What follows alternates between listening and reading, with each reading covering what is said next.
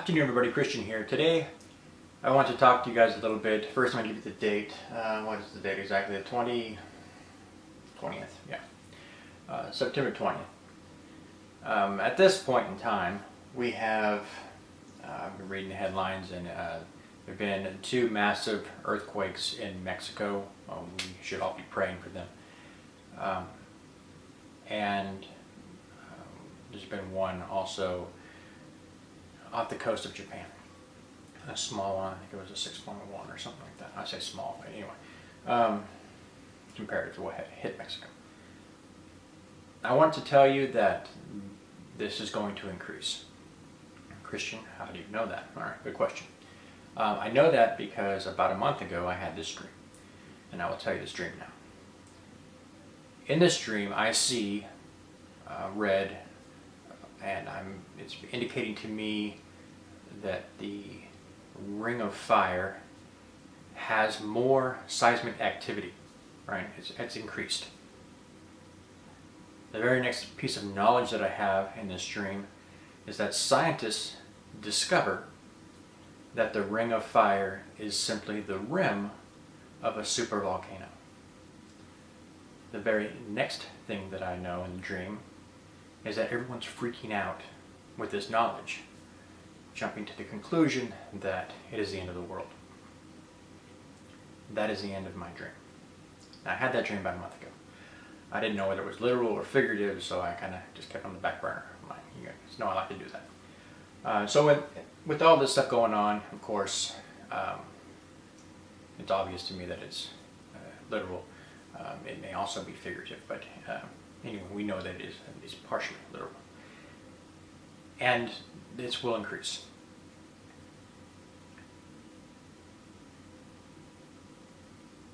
When I woke up from this dream, I thought, wow, that's wow. Could you imagine a volcano that size? I mean, I don't even know if that's possible. But then, of course, it's God, so anything's possible. So when I woke up, I told my wife this dream, and I started telling her the story of the dream exactly the way I told it to you. And when I got to the point and stated that scientists had discovered this was a supervolcano, my wife immediately interjects, that would be the end of the world. And I said, that's exactly what they will say. And there's something wrong with your logic. You see, in the dream, the entire time, I'm calm.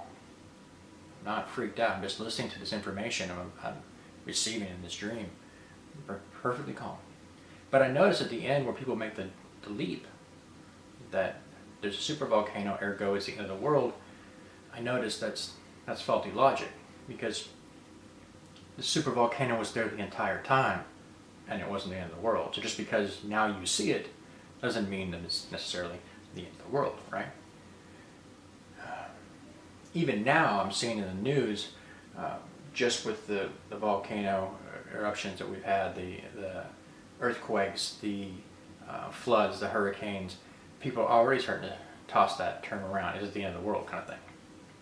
So you're going to see an escalation of fear in people, as well as an escalation in the seismic activity. The one will cause the other. So I wanted to point that out to you.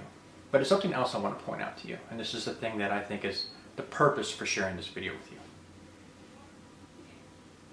There's a story in the book of Jeremiah where, of course, he is sent as a prophet to tell people, look, you've been wicked, you've not been listening, you're going to get a smack. That's what God says coming. Of course, they don't want to listen to him. But during this whole thing, there's another story that takes place in there, and that is a situation where I believe Jeremiah was in prison at the time, and God tells him that one of his family members is going to come and try to sell him some land, and that he should buy it. And this is a picture, he's showing Jeremiah a picture of, you're going to be back here. Even though you're going off into captivity, it's not the end, you will be back, all right? Israel will be restored, okay?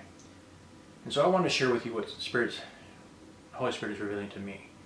And that is that he has already told me, right, whatsoever I do to you, I'm going to do to church. And he's already told me he's giving the stock market to me as well as the church, right? So this is that piece of paper that you're going to get when you buy the land, right? So basically, I just want to point out to you, he wouldn't be telling you, I'm going to have you buy this and blessed in this if it's the end of the world. Right? It doesn't make any sense. So it's just one of those things I want to remind you and encourage you in. Keep your faith with God. Even, bad things happen to good people, bad people. The storm comes regardless, okay? The stories show us, and again, in the Bible we see cases where what we expect to happen to the wicked happens to the righteous, and what we expect to happen to the righteous happens to the wicked, The difference is how you carry yourself through it. And what I want to encourage you with and tell you this, if you are where you're supposed to be, doing what you're supposed to be doing, then you keep walking with God and trust Him. And He will bring you through it just like He did Job, okay?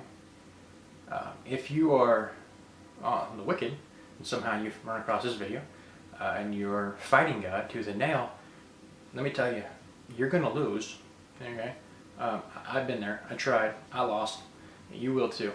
It only gets worse and worse and worse. It's best just to humble yourself, submit, and then receive the blessing as opposed to the curse. That's just something I want to share with you, okay? God bless. Take care. I will see you in the next one. I upload every couple of days. So hit the subscribe button, and I'll see you in the next one.